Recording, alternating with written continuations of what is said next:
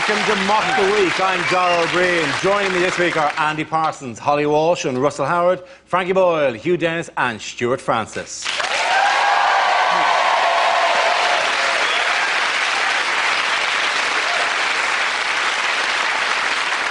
We start with a round called Headliners. Here's a picture of Libyan leader Colonel Gaddafi in casual mode recently. But what does LCGA stand for? First of all, is he Lionel Richie's melting waxwork? Is it little cap, giant afro? Do you think it's all tucked in? Yeah, absolutely. He literally has to go... Is it love confuses Gaddafi's assassin? I would kill him, but look at that little smile. How could you? Is it least convincing goatee award? Is it lovely cap, General Armani? Is it Leicester City's goalie arrives? It really was an unusual transfer window when they picked up Colonel Gaddafi. The four things you're not allowed at the party. Is it ladies, cocaine, Glaswegians and alcohol? Is it, Very racist. Thanks for opening the racist door for me.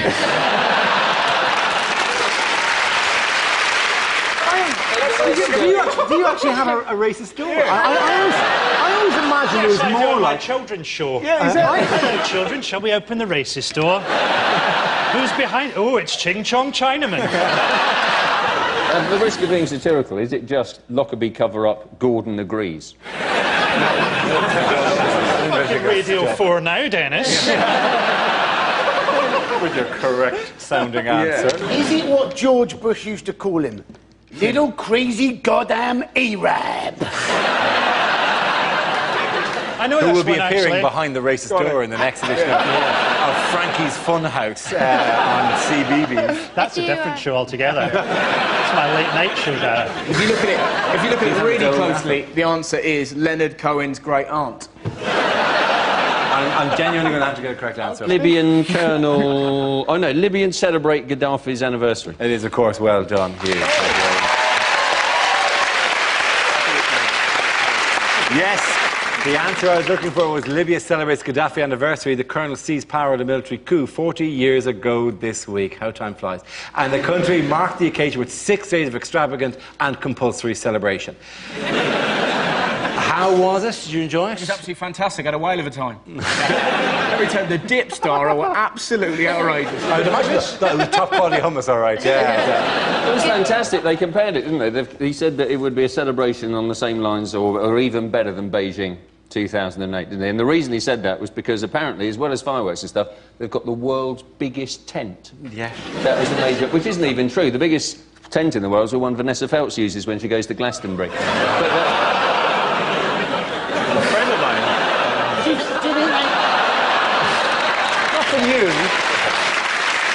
It's the world's biggest tent, though. It would have taken an absolute arseache to put it up, wouldn't it?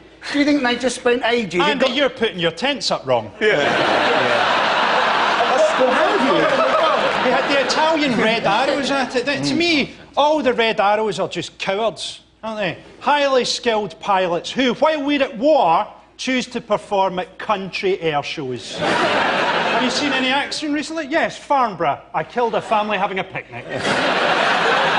During the actual ceremony, the ceremony, the usual stuff, there was dancers, and then there was like a big eye for no properly explained reason, and people would walk into the big eye. That's them going into the party. You should see where they're coming out. It's really great. And then as well as that, there was this weird kind of motif, which was they commemorated the hanging of Libyan patriots by the Italians, right? Do you know what you can't see just out of that shot? The relatives of those people are desperately trying to guess the letters of a huge word. Is it a miniature of that as an executive toy? Yeah.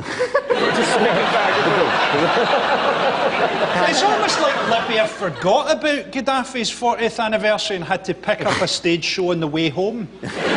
Quick, go to the garage. We need a massive international stage show. I've got an eye. What does that represent? I don't know. Looking at things for 40 years. Good work, good work. Good work, because this obviously is what Gaddafi looks like these days. Yeah, which is, let's face it, quite rock and roll. In fact, it's exceptionally rock and roll when you see who he most resembles in the world. which is Tom Jones. And I'm just like, you couldn't just pick... You pick any photograph of Gaddafi. Look, in a hat. But what's this? Oh, my God. It's Tom Jones.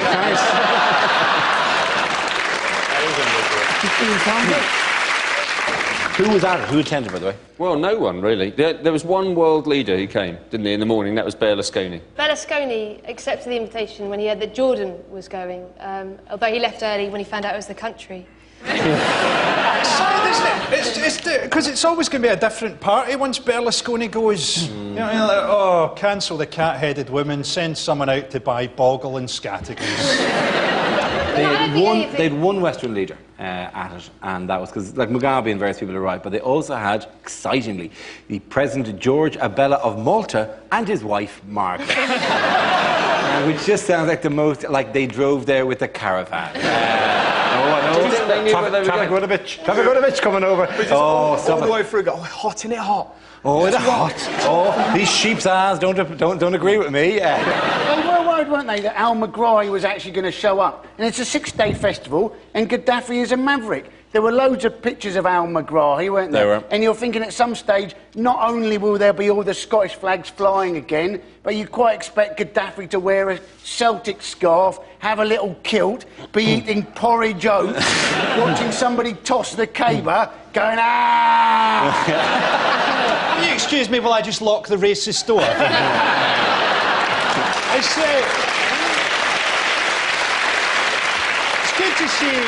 good to see Megrahi's taking the Scottish lifestyle back with him, though. He's living in a tent and taking morphine every day. I think, you know, people say it's gone bad diplomatically, but it's gone not that bad considering it's Scottish people trying to do diplomacy. It's gone quite well. The average Scottish person's idea of diplomacy is going, you're a but it's okay, I like You appear to have opened your own racist story. I'm allowed to open the racist story. There's a strange thing, isn't there, with Al Megrahi, where there's this defensive compassion, like you're now allowed to commit a crime providing that there's something wrong with you. Sorry I pissed in your coffee, I've got asthma. What is the recent news about Britain's population? Oh, there's loads of us. There's loads! There's loads! It's now gone up to 61 61 million. Now, this was reported by The Independent, for example, during the week, with baby boom drives British population to record high. Yep. Whereas The Sun said, randy couples push population to 61 million. Do you know what? And brilliantly, the Daily Mail said, an immigrant baby boom has fueling Britain's fastest population growth in half a century. Sounds like there's an agenda in place. What was lovely as well was the links, because The Independent and the Mail all had links to how population is going to affect us in the future. The Sun had a link from that news story that said 11 million people have had sex in their car. Are you one of them? I read about this story. Originally on the Daily Mail website, and it made a big thing about the immigrants. And then it said the average woman in Britain now has 1.9 children. And I thought, who are all these 0.9 people? And then I read the comments underneath, and there they were. What we need to do, I think, is put teenagers off sex, and I am the very man for that job. You know the way they send a prisoner round sometimes to tell kids in school that crime isn't going to be good for them? They should send me round to show them what sex is like in a long-term relationship. And for realism, in the middle of it, my 2-year-old son walks in and tells us both that he needs a poo.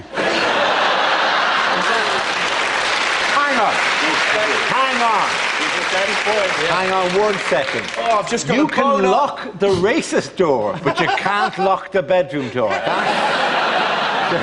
BNP, they got very excited by the baby boom statistics, didn't they?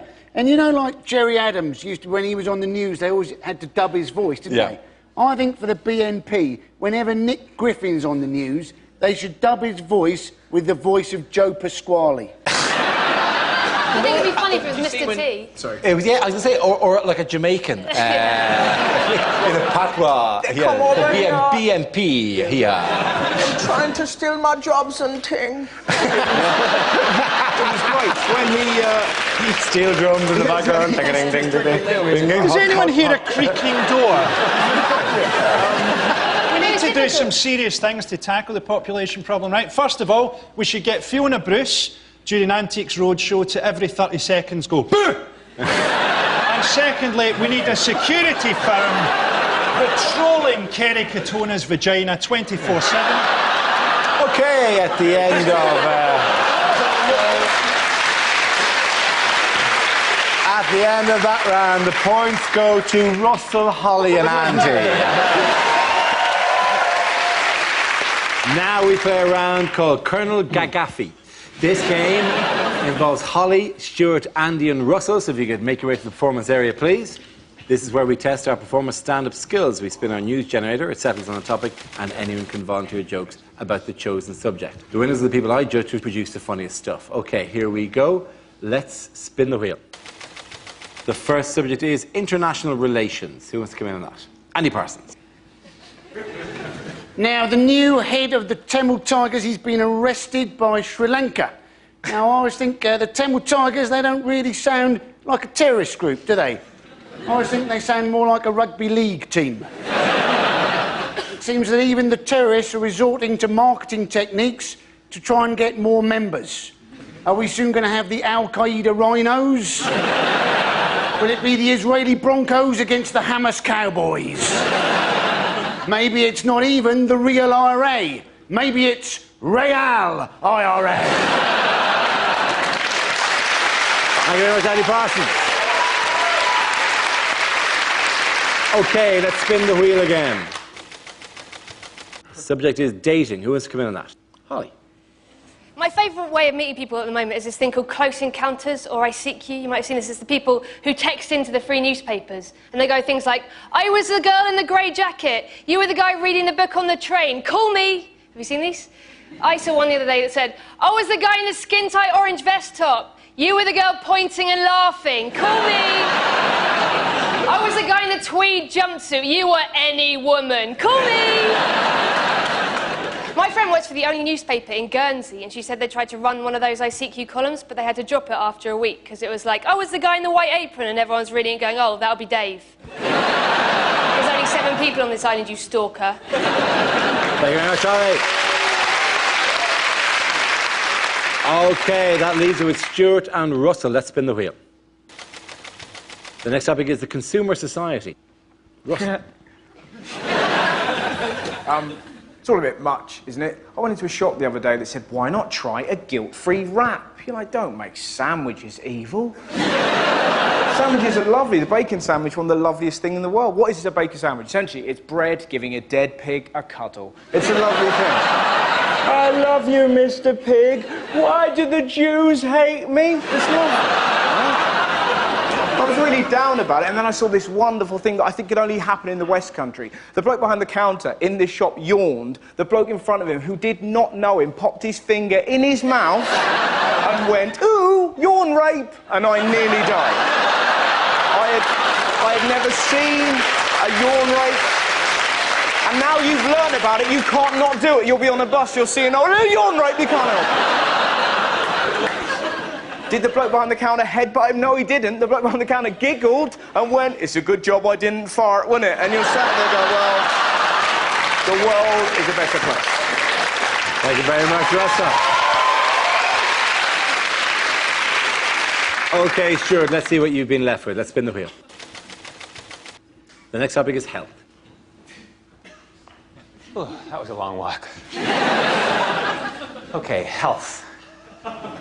Money-wise, I'm set for life, provided I die next Tuesday. Ladies, I wasn't circumcised, I was circumnavigated.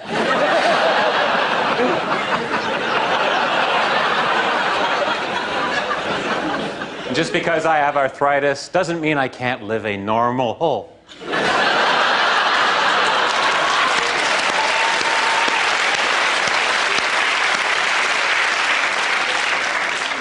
I'm a paranoid schizophrenic, but you know what they say.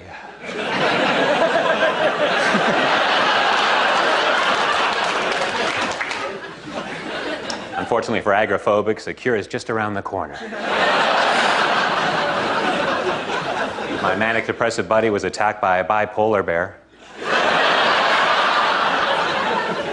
therapist says I have a preoccupation with vengeance. We'll see about that. My neighbor's in the Guinness Book of Records. He's had 43 concussions. He lives very close. In fact, just a stone's throw away, but the point. To your health, my friends. At the end of that round, the points go to Stuart and Holly.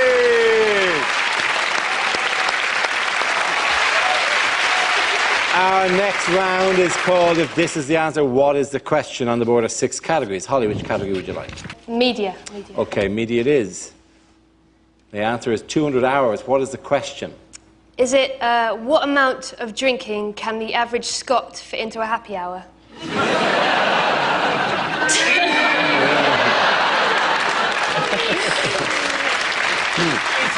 If an MP spent an hour travelling to work, how much would they actually claim for?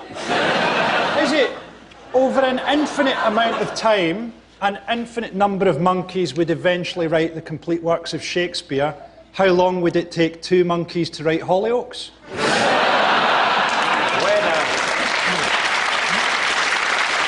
When captured, is it the amount of time the Scottish government thinks Osama bin Laden should serve? Is it how long can Peter Mandelson lie motionless without breathing? Is it how long did it take Heather Mills to complete Celebrity Total Wipeout?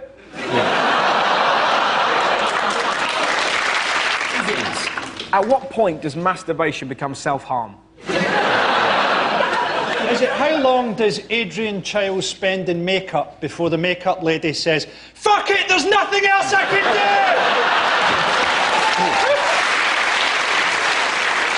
I look forward to having explained that joke next time I'm plugging a DVD. Yeah, I know the actual answer. It's how many hours Channel 4 have to find because they're axing Big Brother. That's exactly right. Well done, Russell. Thank you very much.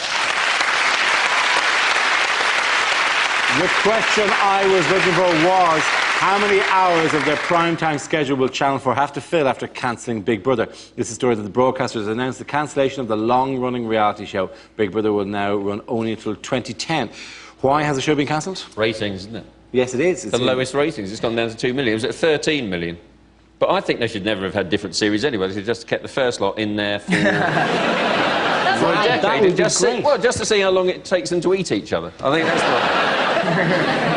It's just got too predictable, hasn't it? I mean, I've not seen any of this Big Brother. I've not even read about it in the paper.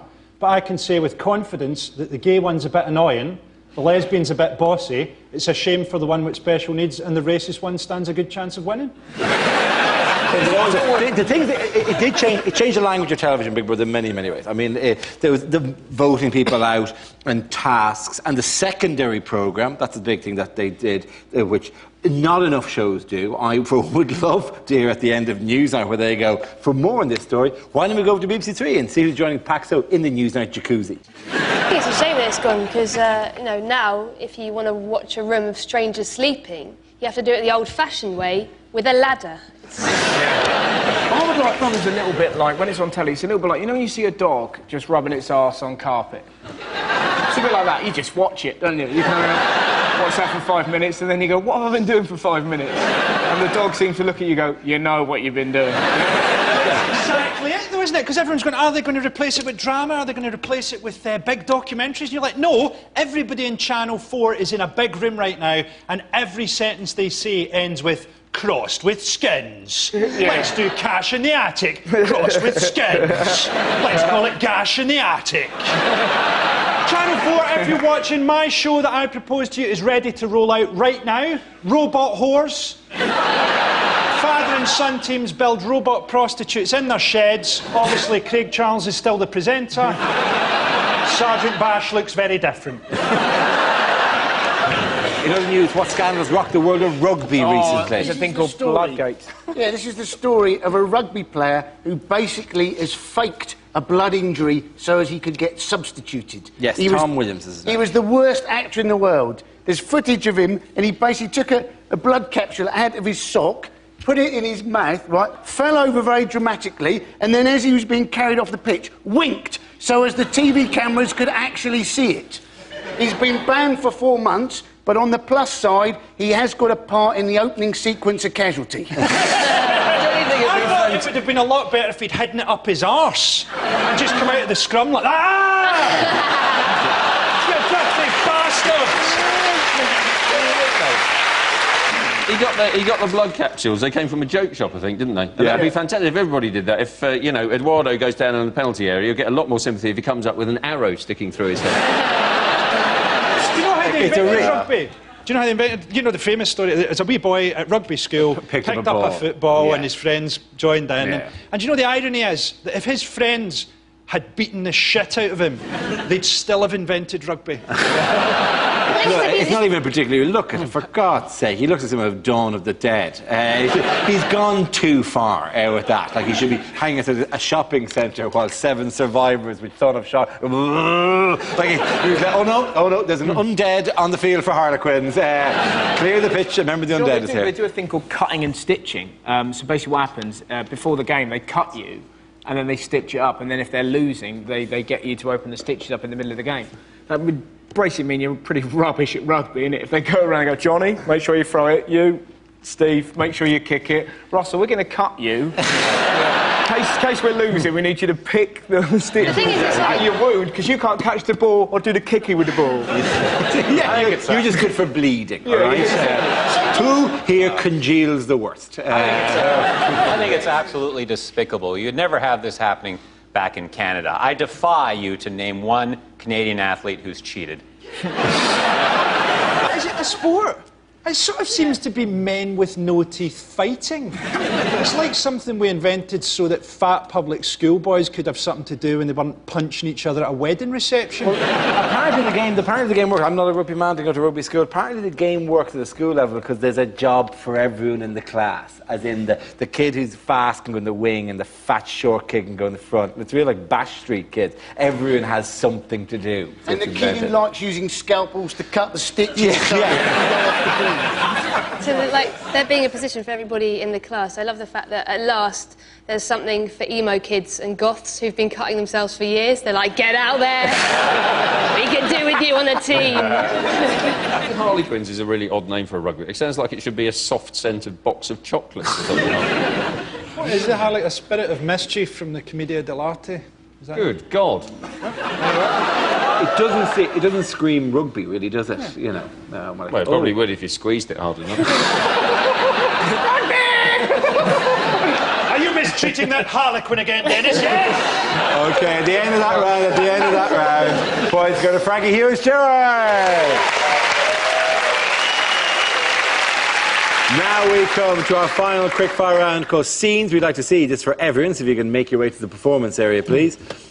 I caught ideas for scenarios we'd love to see, and performers come in with their suggestions. Okay, here we go. The first subject is rejected questions from this year's exams. What colour does a Smurf go when we choke it? Translate the following into German. 2 world wars and 1 World Cup. Doo-dah, doo-dah.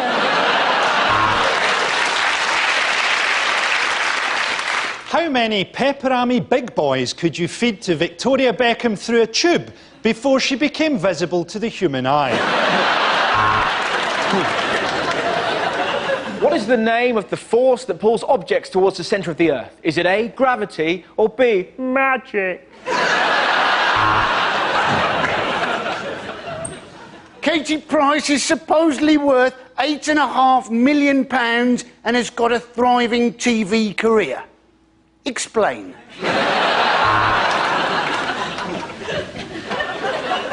If George Michael leaves at 8 o'clock for a 5-mile drive, when does he crash? There are 6 lines of equal length. How long will Kerry Katona be in the bathroom?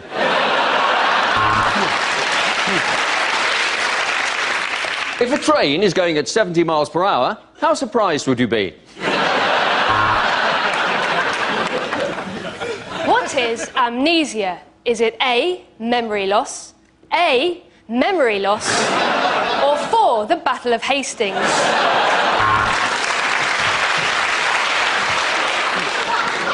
If Sally buys 3 oranges and 2 apples, how far south of Scotland is she?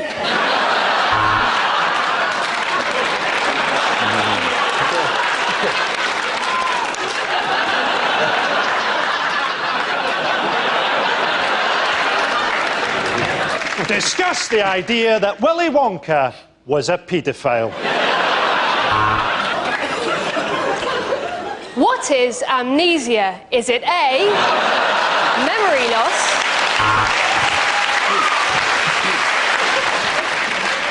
Draw a diagram of the male genitalia. Please use the tracing paper provided. What are most Canadians renowned for saying? A,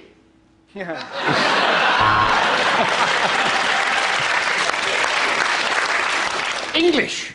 Is standards declining? Hitler, Pol Pot, Genghis Khan. Shag, marry or kill. There's a wedding where Jane invites 20 guests and her partner Helen invites 40 guests. How angry is God? The next topic is unlikely things to hear on a TV business show.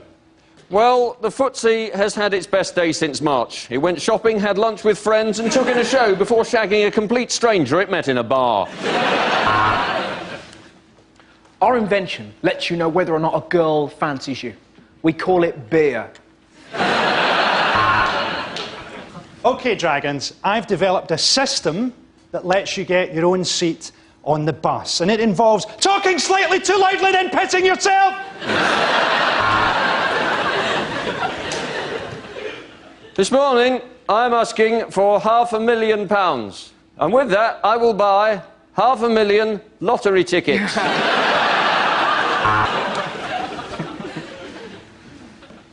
good evening, Dragon. Oh, jeez, what the hell is that? That's Evan Davis, the host? I'm out.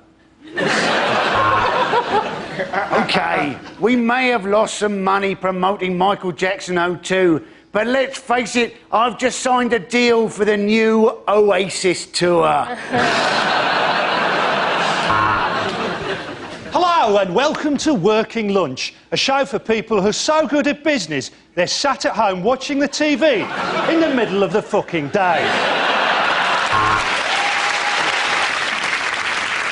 Dragons, I have 3 words for you. Reggae, reggae condoms.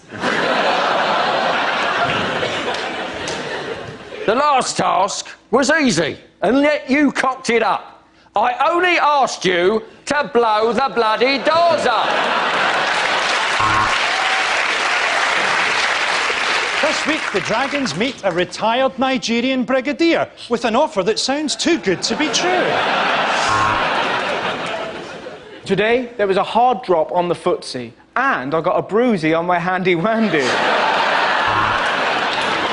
This week, the apprentices face their toughest task ever, selling the shite Sir Alan actually makes. OK, Jim, right round. The point's going to Frankie Hughes-Stewart.